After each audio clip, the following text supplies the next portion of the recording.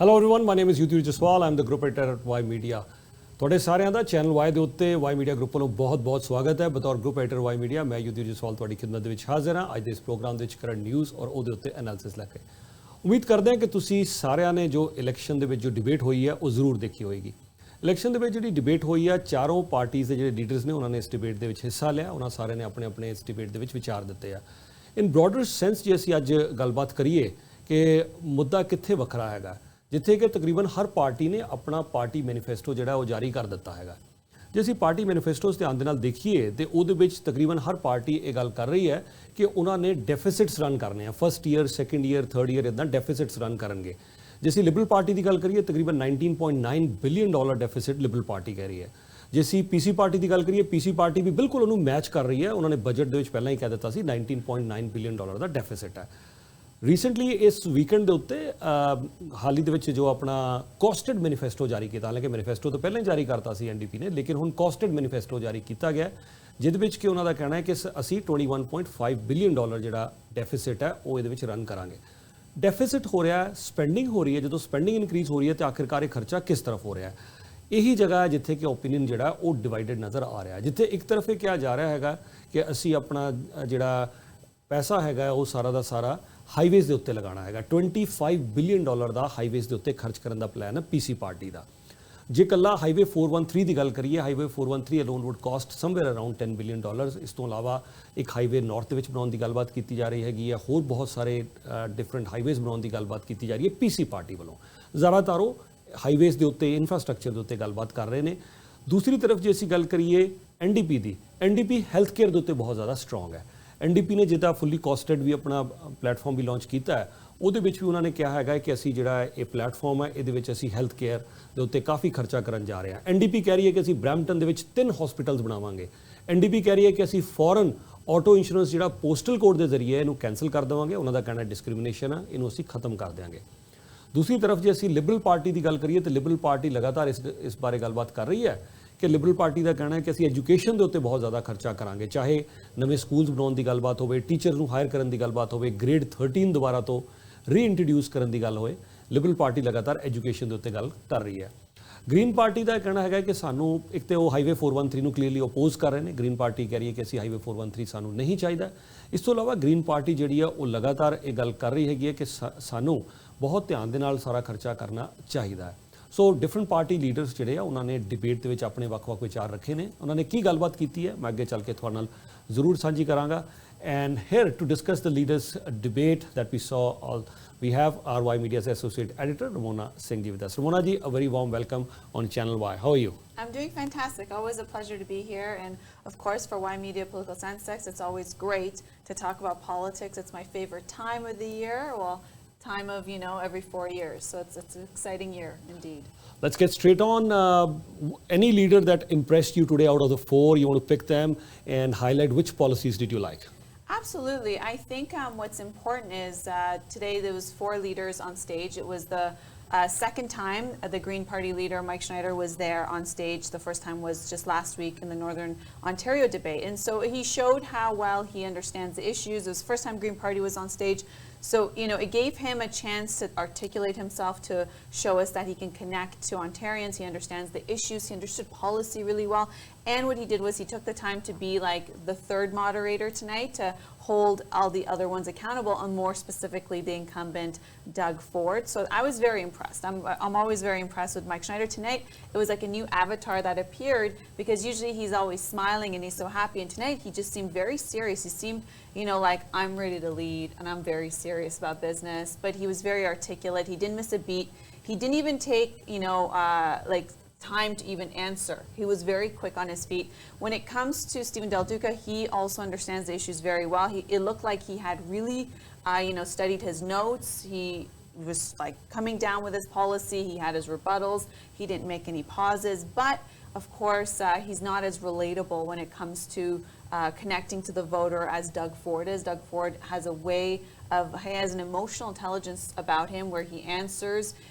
You think like, okay, he means well, he has a plan, he wants to do the right things, he's got good intentions. That's what he shows and projects very well. And Andrea Horwath, of course, you know, she's premier in waiting as being the opposition leader. That's what she's trying to project, saying, listen, these other parties had the chance. Give me a chance. I'm only 10 seats away, as she says, you know, to become premier. Let me save my 40 seats, get another 10, and let me just get in there, right? So that was interesting. When it comes to policies, now they're all talking about affordability in a different way. But what I find is very important is, you know, I think back to 2018 when Kathleen Wynne had affordability on the agenda as well. Her plan was care before cuts. Right, and that was her branding, wanting to do almost anything and everything for Ontarians.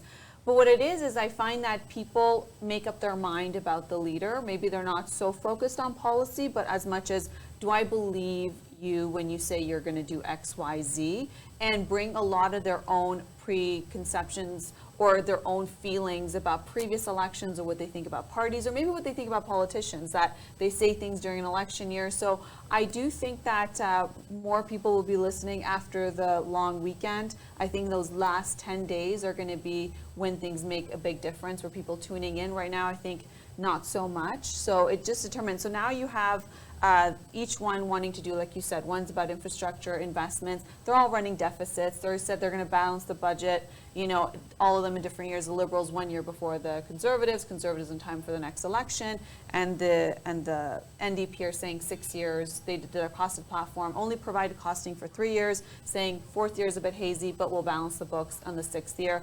Even though the Liberals also made the commitment saying that they may not balance it if it means that they can't address needs for education and healthcare. That's a priority beyond balancing the books. So that was something significant. But when it comes to, I just want to give a bit of an analysis on the leaders. So what we've seen with Doug Ford is that he got elected in a time where there was a wave for the PCs. I think it was just anything but Andrea Horwath at the time.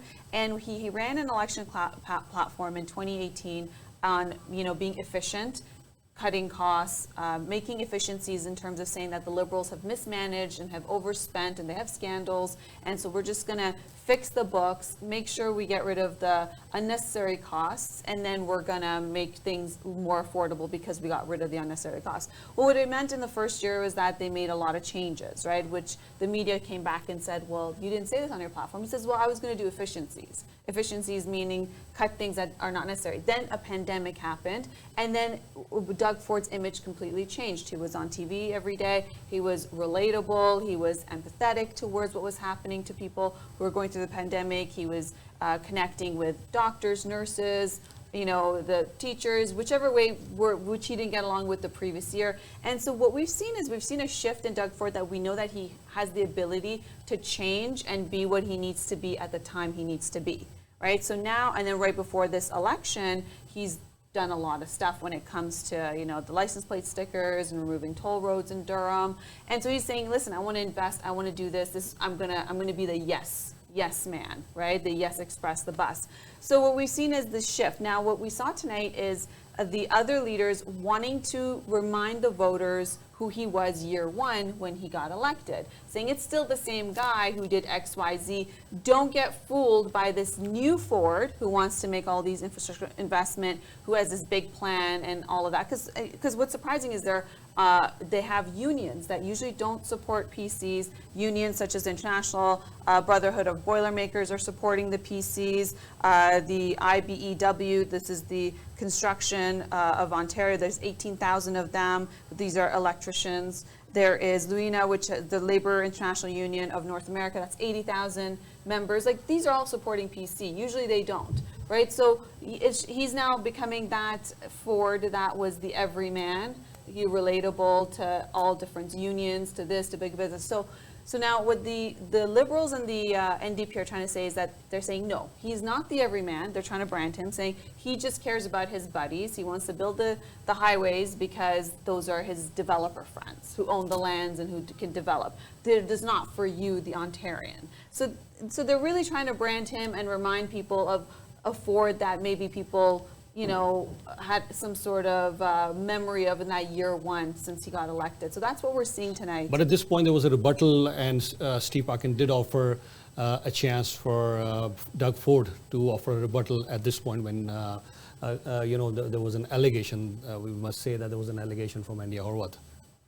Allegation, which allegation? There's so many. The highway. Yeah, the highway. In terms of it's your buddies. That's when Steve Parkin intervene and he says, since you're alleging, let's have a rebuttal. Yeah, please. Yeah, and Ford it obviously is not going to say that's the reason. He's saying that he wants to make things more affordable and connect and get goods to the marketplace, right? And a lot of people, perhaps in Peel, York region and those areas, do agree they want the connection of the highway. But the other ones are saying we're not going to invest that. We're going to reallocate those fundings. So this is what's interesting tonight, that we're seeing them pretty much try to branch it, because what people will remember is how they feel about the candidate, not so much the policies. Because the policies are endless. Kathleen Wynne's policies were endless, like cuts before care.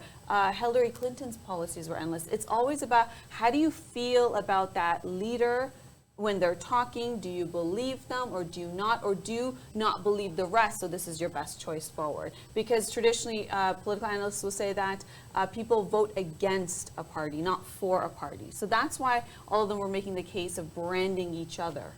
Okay, good point.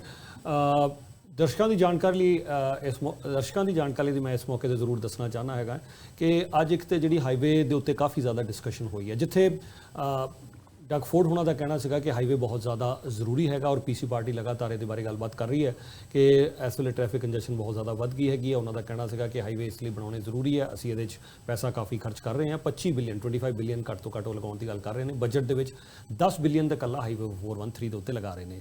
ਜਿਸ ਤਰ੍ਹਾਂ ਰਮੋਨਾ ਜੀ ਹੁਣ ਗੱਲ ਕਰ ਹੀ ਰਹੇ ਸੀਗੇ ਔਰ ਅਸੀਂ ਸਾਰਿਆਂ ਨੇ ਡਿਬੇਟ ਦੇ ਵਿੱਚ ਦੇਖਿਆ, ਇੰਡੀਆ ਹੋਰਵਤ ਉਹਨਾਂ ਨੇ ਸਾਫ਼ ਨਾ ਕੀਤੀ। ਉਹਨਾਂ ਨੇ ਕਿਹਾ ਕਿ ਨਹੀਂ, ਇਹ ਉਹਨਾਂ ਨੇ ਐਲੀਗੇਸ਼ਨ ਲਗਾਏ ਕਿ ਜਿਹੜੇ ਡਗ ਫੋਰਡ ਹੈਗੇ ਨੇ ਇਹ ਲੋਕਾਂ ਨੂੰ, ਕੁਛ ਲੋਕਾਂ ਨੂੰ ਫਾਇਦਾ ਪਹੁੰਚਾਉਣ ਲਈ, ਜਿਹੜਾ ਹੋਰ ਲੋਕਾਂ ਨੂੰ ਅਮੀਰ ਕਰਨ ਲਈ। ਔਰ ਉਹਨੇ ਇੱਥੇ ਤੱਕ ਵੀ ਕਿਹਾ ਕਿ ਕੁਝ ਜਿਹੜੇ ਸਪੈਕੂਲੇਟਰਸ ਨੇ, ਜਿਹੜੇ ਰੀਅਲ ਸਟੇਟ, ਉਹਨਾਂ ਸਪੈਕੂਲੇਟਰ ਵਰਡ ਯੂਜ਼ ਕੀਤਾ ਕਿ ਜਿਹੜੇ ਰੀਅਲ ਸਟੇਟ ਦੇ ਵਿੱਚ ਸਪੈਕੂਲੇਸ਼ਨ ਕਰਦੇ ਨੇ ਉਹਨਾਂ ਨੂੰ ਫਾਇਦਾ ਪਹੁੰਚਾਉਣ ਲਈ ਡਗ ਫੋਰਡ ਜਿਹੜਾ ਐਸਾ ਕਰ ਰਹੇ ਸੀ। ਹਾਲਾਂਕਿ ਇਸ ਮੌਕੇ ਤੇ ਜਿਹੜੇ ਹੋਸਟ ਸੀਗੇ ਸਟੀਵ ਪਾਰਕਰ, ਉਹਨਾਂ ਨੇ ਇੰਟਰਵੀਨ ਕੀਤਾ, ਉਹਨਾਂ ਨੇ ਕਿਹਾ ਕਿ ਨਹੀਂ ਠੀਕ ਹੈ, ਤੁਸੀਂ ਐਲੀਗੇਸ਼ਨ ਲਗਾਇਆ, ਅਸੀਂ ਡਗ ਫੋਰਡ ਨੂੰ ਜਵਾਬ ਦੇਣ ਦਾ ਮੌਕਾ ਦਿੰਦੇ। ਡਗ ਫੋਰਡ ਉਹਨਾਂ ਨੇ ਉੱਥੇ ਜਵਾਬ ਦਿੱਤਾ, ਆਨਸਰ ਕੀਤਾ ਕਿ ਜੋ ਐਲੀਗੇਸ਼ਨ ਲਗਾਇਆ ਉਹਨਾਂ ਨੇ ਕਿ ਨਹੀਂ, ਮੈਂ ਸਿਰਫ ਆਮ ਲੋਕਾਂ ਵਾਸਤੇ ਇਹ ਸਾਰਾ ਕੁਝ ਜਿਹੜਾ ਕਰ ਰਿਹਾ। ਗ੍ਰੀਨ ਪਾਰਟੀ ਲੀਡਰ ਉਹਨਾਂ ਨੇ ਸਾਫ਼ ਕਹਿ ਦਿੱਤਾ ਕਿ ਨਹੀਂ, ਅਸੀਂ ਬਿਲਕੁਲ 413 ਜਿਹੜਾ ਇਹ ਸਹੀ ਆਈਡੀਆ ਨਹੀਂ ਹੈ, ਗਲਤ ਹੈ।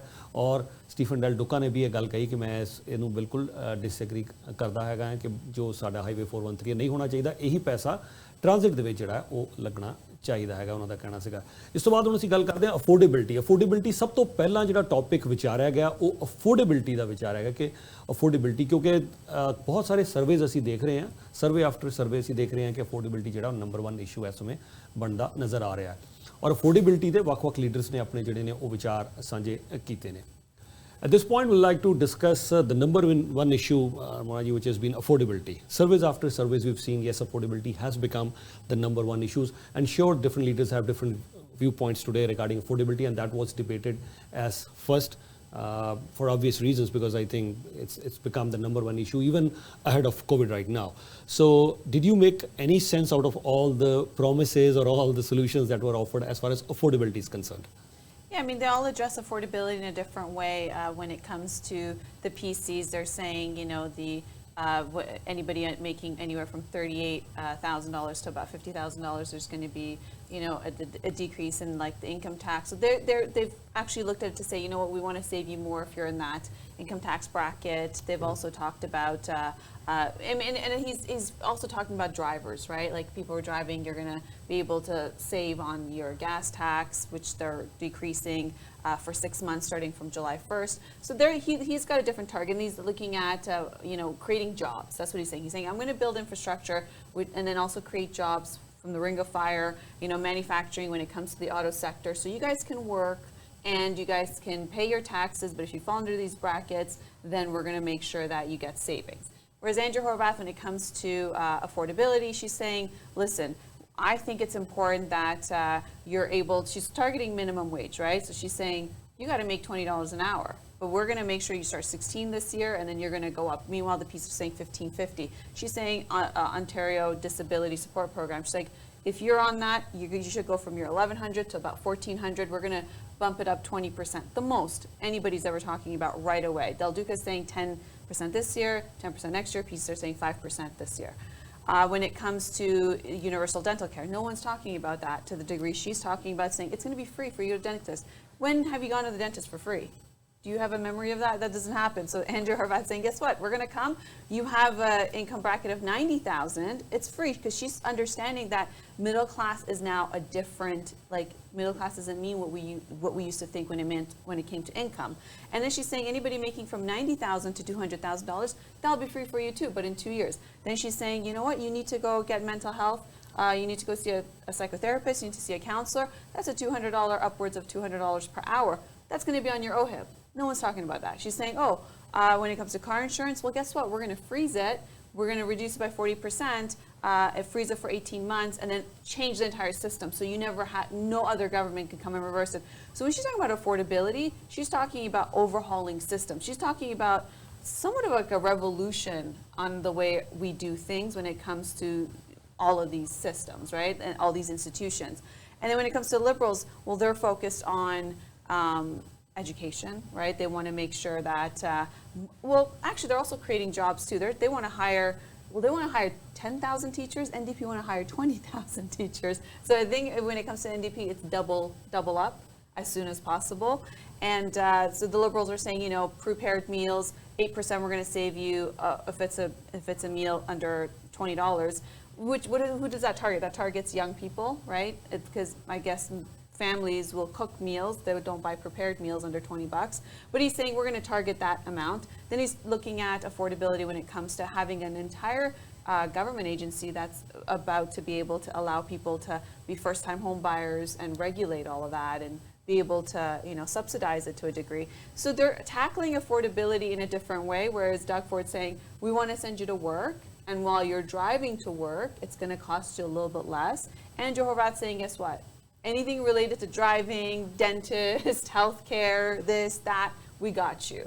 And then the liberals are, also, they're focused on the teachers and affordability in some places. And you know what? I can't forget a buck a ride province-wide. I mean, that is also revolutionary for me, but it is something that's for a year and a half. It does end at the end of 2023. But as per Bank of Canada, we should be back to our normal inflation rate by 2024. So I think that's when they're projecting, this unaffordability crisis, how to tackle it. So they're all doing it in a different way, talking to a different demographic, I could say. Yeah, and I think just to add to your point that you earlier mentioned, I think the NDP, what they've done is, I think we were discussing this earlier as well, why did they wait until this time to bring up their costed budget? I see a reason now, or especially after today's debate. I think the NDP, they have outlined so many different things that, okay, we're offering you almost everything, and they've left Liberals and PC parties to play the catch-up game. Because you're right, when NDP is the only one which is saying $20 minimum wage, and here we have the Liberal leader, Stephen Del Duca, I mean, he couldn't put out a dollar amount exactly in his debate. He was saying, yeah, we are also raising that. He didn't say mention number, because NDP is saying $20 minimum wage. So Stephen Del Duca is left with the catch-up game. Same with the mental health thing, They're saying, yes, it should all be covered under OHIP. Here is a plan. The outline has been laid. NDP's clearly laid out the plan for the mental health care, everything under OHIP. And Del Duca again is playing the catch-up game. Yeah, we also think so that this should be under OHIP. We think so, but where are you? Once again, back up in the catch-up game. Another point, Highway 413. Andrea Horwath was saying we were very much clear right from day one that yes, we are opposing Highway 413. As much as she accused Del Duca of flip-flopping, but he clearly said that, no, I never flip-flopped on this. And I clearly remember we covered that press conference live when Stephen Del Duca announced this. He was leading that when he announced that, yes, we're scrapping Highway 413, though he cleared that point. But I think that is a strategy NDP is adopting to let PC and Liberals play the catch-up game. And I think PC, very much they're saying, okay, everything is fine. Our numbers are fine. We don't need to do any additional promises as far as our numbers are concerned. And they're doing some internal polls as well. They believe so. They're very much in the safe zone. So there's no point in putting up any unnecessary promise. Just play a safe game. So I think that has been their strategy.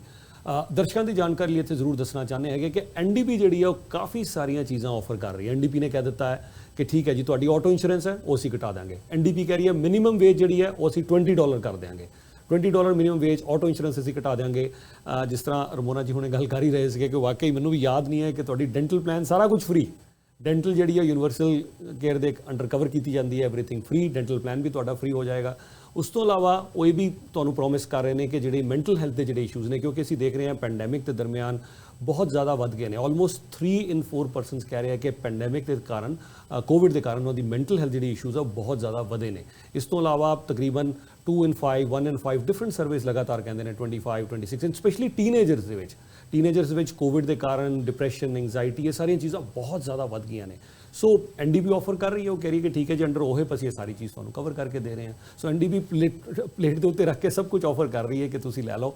ਔਰ ਜਿਹੜੀ ਪੀਸੀ party ਹੈਗੀ ਹੈ, ਕਿਉਂਕਿ ਉਹਨਾਂ ਨੇ ਕਹਿਤਾ ਕਿ ਅਸੀਂ ਜੋ ਕੁਝ ਕਹਿਣਾ ਸੀ, we said it enough, we said that in the budget.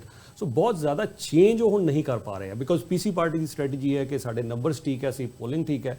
ਇਹ ਉਹ ਸੋਚ ਰਹੇ ਨੇ ਕਿ ਅਸੀਂ ਮੈਜੋਰਿਟੀ ਜਾਂ ਸੇਫ ਜ਼ੋਨ 'ਚ ਹੈਗੇ ਹਾਂ, ਤਾਂ ਸਾਨੂੰ ਹੁਣ ਕੋਈ ਜ਼ਿਆਦਾ ਚੇਂਜਸ ਕਰਨ ਦੀ ਜ਼ਰੂਰਤ ਨਹੀਂ ਹੈ। ਪੀਸੀ ਪਾਰਟੀ ਦੀ ਸਟ੍ਰੈਟਜੀ ਹੈ। ਲਿਬਰਲ ਪਾਰਟੀ ਨੇ ਕੁਝ ਚੰਗੀਆਂ ਚੀਜ਼ਾਂ ਆਫਰ ਕੀਤੀਆਂ, ਜਿਸ ਤਰ੍ਹਾਂ $1 ਦੇ ਵਿੱਚ ਤੁਸੀਂ ਟ੍ਰਾਂਜ਼ਿਟ ਰਾਈਡ ਕਰ ਸਕਦੇ ਹੋ, ਵਿਚ ਇਜ਼ ਵੈਰੀ ਚੀਪ। ਹਾਲਾਂਕਿ ਉਹਦਾ ਖਰਚਾ ਹੋਏਗਾ approximately $600 to $700 million first year 'ਚ, ਫਿਰ ਆਲਮੋਸਟ $1 billion ਸੈਕੰਡ ਈਅਰ 'ਚ ਉਹਦਾ ਖਰਚਾ ਹੋਏਗਾ। ਲੇਕਿਨ ਉਹਨਾਂ ਨੇ ਆਫਰ ਕੀਤੀ ਹੈਗੀ ਇਹ ਚੀਜ਼। ਇਸ ਤੋਂ ਇਲਾਵਾ ਕੋਈ ਵੀ ਖਾਣ ਦੀ ਚੀਜ਼ ਤੁਸੀਂ ਖਰੀਦਦੇ ਹੈਗੇ ਹੋ ਤੇ ਉਹਦੇ ਉੱਤੇ ਜਿਹੜਾ ਪ੍ਰੋਵਿੰਸ਼ੀਅਲ ਟੈਕਸ ਹੈਗਾ ਉਹ ਨਹੀਂ ਕਰ ਰਹੇ। ਇੱਕ ਚੀਜ਼, the only thing that I see as far as NDP is going to scrap from 1st of July, we all know we're not going to, if at all the PC government comes to back into power, they're saying that yes, we are going to revoke the provincial part of the taxes, and that's going to save you some money. The NDP is saying no, we're not going to do that. That's precisely the only thing that they're taking back, other than that, and that's approximately $600 million. But other than that, NDP is it has set up a platter. I mean, say it's a buffet of things which NDP is offering here for all of you to enjoy. But would you enjoy or not? Please. Well, when it comes to high in hydro rates, she's saying, I'm going to give you rebates to retrofit your home to be able to reduce the costs. And and she's talking about $7,000 to $12,000, something significant. And she's talking about home care for seniors. She's saying that seniors who want to stay home in their own home, and because of unaffordability, she's saying the government will cover your property taxes and you can pay the government back when you sell your home. So she's saying, I want to make sure these seniors are staying there at home as long as they can. They don't have to go anywhere else. Facilities, home care would mean. She wants to raise the prices, the income for PSWs to make it a permanent position in terms of a career choice and not part-time. So she's saying, we want to make sure they're able to come to seniors' homes, they're able to take care of them when it comes to transit rides and Meals on Wheels and all sorts of stuff. So she's talked about seniors. She's talked about when it comes to education. She's also up for building more schools. She's put together a $16 billion plan for schools, for new schools and repairs. She's also talking about classroom cap sizes to 26 from like grade 4 to grade 8, and then the rest as well. So you're right. If anything, she's looked at everybody else, even though she's the one who released her platform first, but somehow she's kind of looked at everybody else and she's one up them. So now what it is she's been there 13 years as the leader of the NDP. This is her 4th election. Now it's about the voter to say, hey, maybe it is her shot to take. Maybe it's a chance to make sure she becomes premier. That's to be seen. I think people are going to pay a lot more attention closer to the election. And it's a shame that the debate is now and there's still, some time to go. Yeah. ਔਰ ਇਸ ਮੌਕੇ ਦੇ ਉੱਤੇ ਅਸੀਂ ਆਪਣੇ ਦਰਸ਼ਕਾਂ ਦੀ ਜਾਣਕਾਰੀ ਲਈ ਜ਼ਰੂਰ ਦੱਸਣਾ ਚਾਹੁੰਦੇ ਹੈਗੇ ਹਾਂ ਕਿ ਵੱਖ-ਵੱਖ ਜਿਹੜੀਆਂ ਪੋਲੀਟੀਕਲ ਪਾਰਟੀਆਂ ਨੇ ਉਹ ਕੀ ਸਾਨੂੰ ਇਸ ਟਾਈਮ ਆਫਰ ਕਰ ਰਹੀਆਂ ਨੇ, ਚਾਹੇ ਉਹ ਐਜੂਕੇਸ਼ਨ ਹੈ, ਚਾਹੇ ਉਹ ਹੈਲਥ ਕੇਅਰ ਹੈਗੀ ਹੈ, ਜਿਹਦੇ ਬਾਰੇ ਮੈਂ ਕੁਝ ਅਹਿਮ ਸਵਾਲ ਜ਼ਰੂਰ ਖੜੇ ਕਰਨੇ ਚਾਹੁੰਦਾ ਹਾਂ। ਆਖਿਰਕਾਰ ਕਿਆ ਕੋਈ ਪਾਰਟੀ ਐਸੀ ਹੈ ਜਿਹੜੀ ਸਾਨੂੰ ਹਾਈਵੇਜ਼ ਵੀ ਦੇਵੇ ਔਰ ਟ੍ਰਾਂਜ਼ਿਟ ਸਿਸਟਮ ਵੀ ਦੇਵੇ? ਦੋਨੋਂ ਚੀਜ਼ਾਂ ਸਾਨੂੰ ਚਾਹੀਦੀਆਂ, ਹਾਈਵੇਜ਼ ਵੀ ਚਾਹੀਦੇ ਨੇ, ਟ੍ਰਾਂਜ਼ਿਟ ਸਿਸਟਮ ਵੀ ਚਾਹੀਦਾ ਹੈ। ਕਿਆ ਕੋਈ ਐਸੀ ਪਾਰਟੀ ਹੈ ਜੋ ਸਾਨੂੰ ਇਹ ਦੱਸ ਸਕਦੀ ਹੈਗੀ ਹੈ ਕਿ ਅਸੀਂ ਕਿਆ ਇਨੋਵੇਸ਼ਨ ਹੱਬ ਜਾਂ ਹੋਰ ਟੈਕਨੋਲੋਜੀ ਦਾ ਹੱਬ ਜਿਹੜਾ ਉਹ GTA ਨੂੰ ਬਣਾ ਸਕਦੇ ਹਾਂ?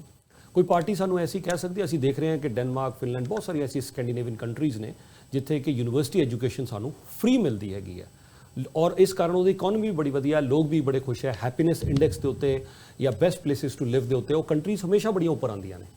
ਹਾਂ, ਟੈਕਸਿਸ ਉੱਥੇ ਜ਼ਰੂਰ ਹਾਈ ਹੁੰਦੇ ਨੇ, ਟੈਕਸਿਸ ਹਾਈ ਹੁੰਦੇ ਨੇ, ਬਟ ਕੋਈ ਵੀ ਬੱਚਾ ਇਹ ਨਹੀਂ ਕਹਿ ਸਕਦਾ ਕਿ ਮੈਂ ਯੂਨੀਵਰਸਿਟੀ ਐਜੂਕੇਸ਼ਨ ਲੈਣੀ ਹੈ ਸਿਰਫ ਇਸ ਦੁੱਖੋਂ ਨਹੀਂ ਲੈ ਸਕਦਾ ਕਿ ਉਹਦੇ ਕੋਲ ਪੈਸੇ ਨਹੀਂ ਹੈ। ਬਲੈਕਬੈਰੀ ਅਸੀਂ ਇੱਥੇ ਕੈਨੇਡਾ 'ਚ ਬਣਾਇਆ ਸੀਗਾ, ਅਸੀਂ ਅੱਜ ਤੱਕ ਇੱਥੇ ਕਾਰ ਕੋਈ ਨਹੀਂ ਬਣਾਈ ਕੈਨੇਡਾ ਦੇ ਵਿੱਚ। When was the last time we created highway here in GTA, housing ਦੀ ਅਫੋਰਡੇਬਿਲਿਟੀ। ਸੋ ਬਹੁਤ ਐਸੀ ਇਨੋਵੇਟਿਵ ਚੀਜ਼ਾਂ, ਐਸੇ out of the box ideas ਜਿਹੜੇ ਆ ਉਹ ਸਾਨੂੰ ਕਿਤੇ ਇਸ ਇਲੈਕਸ਼ਨ ਦੇ ਵਿੱਚ ਨਜ਼ਰ ਨਹੀਂ ਆ ਰਹੇ। At this point, Ramona ji, let me ask you, are there any out of the box ideas that you've witnessed during the campaign or which will really take us ahead. As much as we want Canada to stay ahead, we are still part of the G7 nations. Ontario is definitely the driving force, economic engine of Canada. Are we thinking anything out of the box? There is a Silicon Valley in the south. Do we have anything like that over here? They're building massive stadiums right across the globe, whether it's China, India, and so many other parts of the world. I mean, I see in India, I mean, when I was born in Chandigarh, we have 3 cricket stadiums, massive cricket stadiums. Ahmedabad, Narendra Modi's place, they built another stadium. They already had 2 massive cricket stadiums. They built another one which will surpass, Melbourne Cricket Stadium in terms of capacity, 125,000. So here we are sitting here in Canada. No new massive infrastructure projects are being built.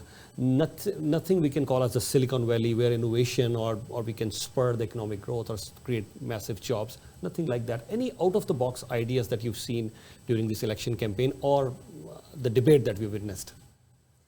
So when it comes to Silicon Valley, our version of it is what we have in Waterloo, and I think we need to invest more in that to make sure more innovation is happening. And Toronto was trying to take the lead in that for quite some time. And when it comes to Shopify, look at that, a Canadian company that has done so well, especially during the pandemic, enabling all small business to be able to get online as an e-commerce store. So yes, we need more of that. But when it comes to infrastructure, I think that's what Ford is trying to do, to have that legacy that he's built highways, he's connected different parts of Ontario. It's a big province.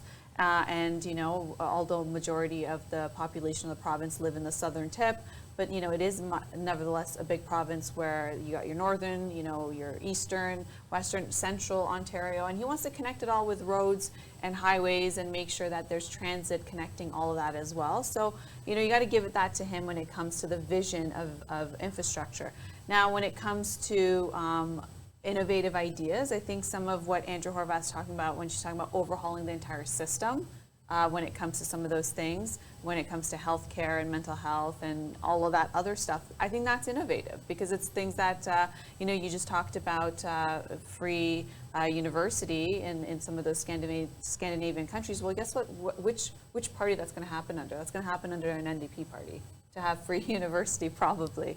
And so, and then I think Del Duca's plan with this $1 a ride province-wide, I think it'll be very hard by 2024 to go and change the prices to $8, $20 after that. I mean, I don't know what that looks like. Do you hike it up significantly after that to make up for the year and a half that it was so inexpensive, where you also had to probably bring on more transit? If you're taking off 400,000 cars, as he says, because of this $1 a ride province-wide, then that means you need more transit, you need to hire more people, and you need to make sure there's more access to it, right? Otherwise, there's going to be, long lineups and a lot of congestion to even get on transit.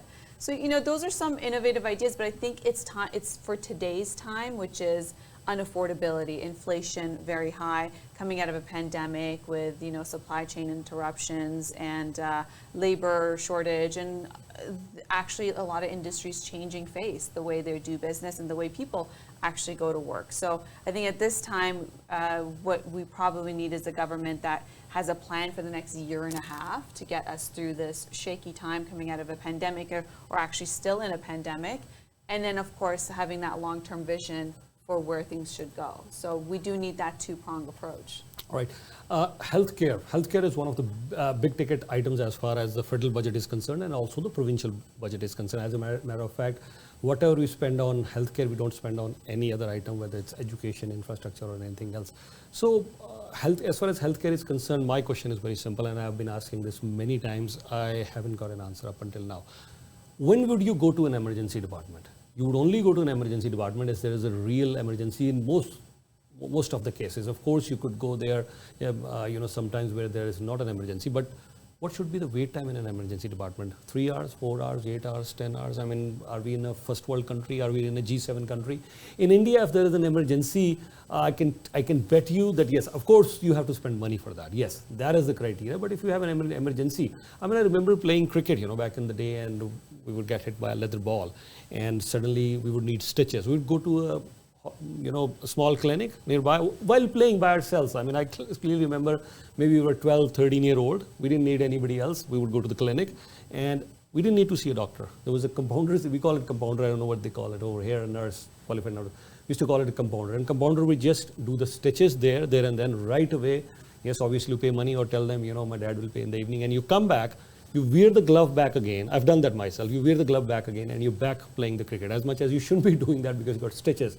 But most of us would do that. And especially playing cricket, you would get hurt here or here with the leather ball and suddenly you need some stitches or anything. I mean, they would do it right there and then in no time. There was no wait time. I mean, I actually, as a matter of fact, I didn't even, yes, there's a major concern there in India.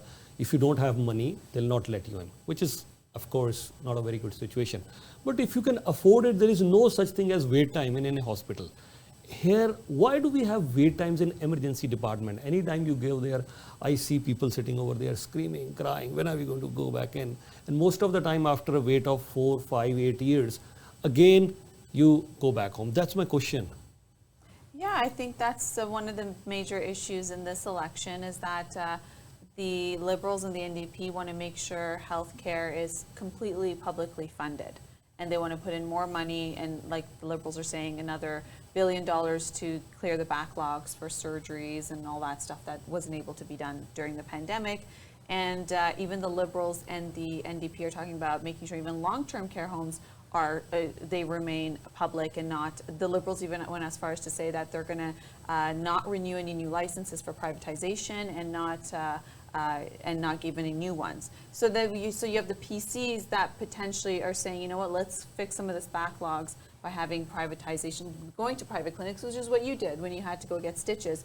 And that's what we're also hearing on a federal conservative leadership debate when they're saying, you know what, the only way where every time we kept locking down is because we had less beds. And so why not have a public-private system where we don't have capacity issues, we don't leave the burden on the public sector, on the government to do all this, because we've seen 2 years hasn't really worked. That's what they're saying. So, but here's the stark difference. The NDP and the Liberals are saying everything should be public, right? So when it comes to long-term care homes, when it comes to health care, when it comes to education, everything. They want to make sure it remains public. The PCs they're not saying it shouldn't be, but they're a little more open to the ideas of having privatized long-term care, having access to clinics that would help balance the insurgents. So that's up to the voters to decide what they think the future should be, because you're right. I think if the Liberals and the NDP get in, their vision is bigger government, right? And that's something that the Conservatives are saying, smaller government, which means lower taxes. So it's an ideology difference. Another point that I want to mention over here is, ਜੇ ਅਸੀਂ ਧਿਆਨ ਦੇ ਨਾਲ ਦੇਖੀਏ ਤੇ ਜਿਹੜੇ foreign trained professionals ਦਾ issue ਹੈ ਬਹੁਤ ਦੇਰ ਤੋਂ ਚੱਲ ਰਿਹਾ ਹੈਗਾ. I still remember attending a press conference when Joe Walpe was immigration minister, and I especially asked him, what you're saying this to me, is it really going to be true? We've seen the Dalton McGuinty era and they've all been claiming ਕਿ ਅਸੀਂ ਜਿਹੜੇ foreign trained professionals ਉਹਨਾਂ ਨੂੰ integrate ਕਰਾਂਗੇ, but I haven't seen that. ਸਾਨੂੰ ਇਹ ਸਾਰੀਆਂ ਚੀਜ਼ਾਂ ਜਿਹੜੀਆਂ ਨਜ਼ਰ ਨਹੀਂ ਆਈਆਂ. ਅੱਜ ਜਿਹੜੇ ਫੋਰਨ ਟ੍ਰੇਨਡ ਪ੍ਰੋਫੈਸ਼ਨਲਸ ਇੱਥੇ ਆਉਂਦੇ ਨੇ, ਚਾਹੇ ਉਹ ਇੰਜੀਨੀਅਰਸ ਨੇ, ਚਾਹੇ ਉਹ ਡਾਕਟਰਸ ਨੇ, ਅੱਜ ਉਹ ਅਸੀਂ ਉਹਨਾਂ ਨੂੰ ਇੱਥੇ ਇੰਟੀਗ੍ਰੇਟ ਨਹੀਂ ਕਰ ਰਹੇ, ਔਰ ਉਹ ਇੱਥੋਂ ਪਹਿਲਾਂ ਛੱਡ ਕੇ ਸਟੇਟਸ ਜਾ ਰਹੇ ਸੀ, ਹੁਣ ਯੂਰਪ ਵੀ ਕੁਝ ਲੋਕ ਚਲੇ ਜਾਂਦੇ ਨੇ, ਬਹੁਤ ਸਾਰੇ ਲੋਕ ਮਿਡਲ ਈਸਟ ਜਾ ਰਹੇ ਨੇ, ਔਰ ਕੈਨੇਡਾ ਦੀ ਸਿਟੀਜ਼ਨਸ਼ਿਪ ਉਹਨਾਂ ਨੇ ਬਰਕਰਾਰ ਰੱਖੀ ਹੈ, PR ਇੱਥੇ ਦੀ ਰੱਖੀ ਹੈ, ਔਰ ਫੈਸਿਲਿਟੀ ਸਾਡੇ ਇੱਥੇ ਦੀ ਹੈਲਥ ਕੇਅਰ ਸਿਸਟਮ ਹੈ ਉਹ ਸਭ ਯੂਜ਼ ਕਰ ਰਹੇ ਨੇ, ਬਟ ਉਹ Europe, middle east and third states ਉਹ ਇਹਨਾਂ ਚਲੇ ਜਾ ਰਹੇ ਨੇ. ਸੋ ਕਿਆ ਕੋਈ ਪਾਰਟੀ ਇਹਨਾਂ ਨੂੰ ਇੰਟੀਗ੍ਰੇਟ ਕਰੇਗੀ, ਇਹਦੇ ਬਾਰੇ ਗੱਲਬਾਤ ਕਰਦੇ ਹਾਂ. Only one of the highlights in today's debate was when Andrea Horwath, she mentioned she met a woman in Fort Erie. She lives in Fort Erie and she's a foreign trained doctor, but she cannot practice as a foreign trained doctor in Fort Erie. But here she goes to Buffalo, where she's recognized as a foreign trained doctor. She's practicing in Fort Erie.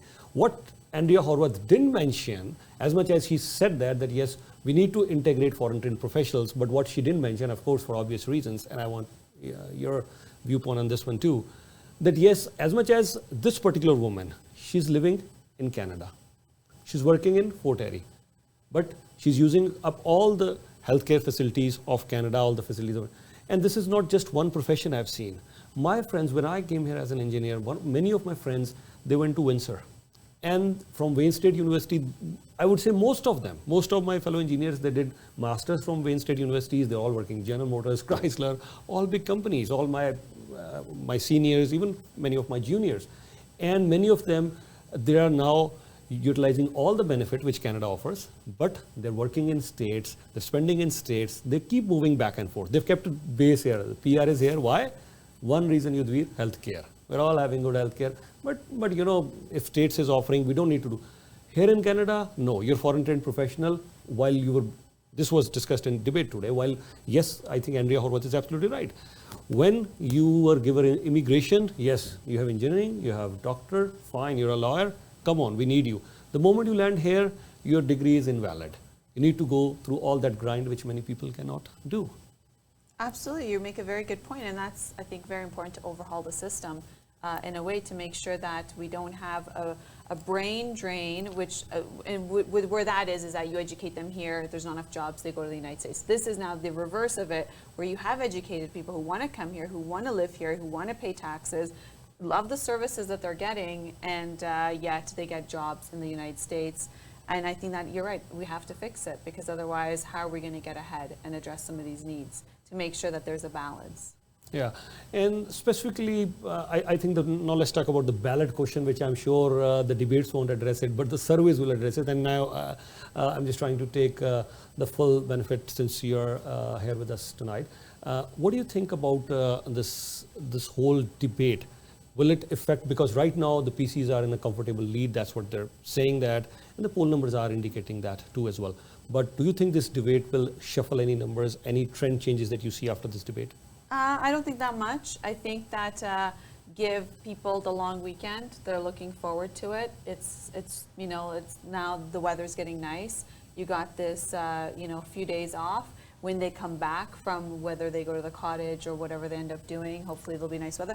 That's when they're going to start paying attention. You know who they're going to pay attention to? They're going to pay attention to media. What media is saying. They're going to pay attention to ads. What ads are being played by the different parties, and what ads are being played by unions or third-party parties, really essentially, and what their neighbors are saying. Because how many people do you know that sat and watched a 90-minute debate where 4 people were yelling at each other and they're all accusing each other of something, and you walk out of it, and if you're not somebody like you and I who've been following this stuff for a long time and who, you know, enjoy it to a degree where we read about it, we talk about it on a daily basis, if this is not something you do, how are you going to sit and watch 90 minutes of 4 people yelling at each other and then calling each other liars, and then you don't know who to trust, you don't know who to believe, and it's just, you just want to put your hands up and say, you know what, I sat down to watch a movie or spend time with my family, I don't need to deal with this. So I don't think it's going to make much of a difference, although I do think that the Green Party leader, you're like, hey, who's this guy? Nice to meet you, right? So whereas Andrew Horwath and Doug Ford are very well known in that sense, it was a chance for Del Duca to brand himself as well as the Green Party leader. But is it going to be a make or break tonight? No. And that's why I think it was way too early before. If this debate was maybe in those last 10 days, I think it would have made a difference. But at the end of the day, it's going to be the ads, how media, so on your show, on your prime time, what you say is going to matter. What your callers call you and ask you about, you're going to have the real-time poll of what people are thinking about and what they care about. No one else is paying attention to deficits and who's going to budget, who's going to balance when, and what does it mean, and any of that stuff. No. All right, and thank you. That was great points that you made. But we are also having our candidates debate here on Y Media, which will be broadcasted on Y Media Plus, which will be broadcasted on Channel Y. So Y Media has already, has started recording quite a few debates. So you will be watching all those debates right here. And I'll suggest if you could watch at least the candidates' debates for sure, please. And I'll tell you why that's important to watch Sure. the candidates, because no matter who becomes premier, you're not going to knock on the premier's door. You can't get access to the premier, but who you can have access to is your local representative, your local MPP. So take a look, see who they are. Do they speak well? Do they know what they're talking about? Are they good on issues? And the way we host our debates is we get them open discussion to be able to ask each other questions, and that's when you're going to know who's the right candidate for you. Yeah, that's right. And I must tell you once again that we will be carrying on this discussion every day right here on Y Media. Ramona, do you want to highlight what timings do you do your things for elections? Yes, absolutely. So Y Media Political Sensex, it is a show on 7 days a week at 2 p.m.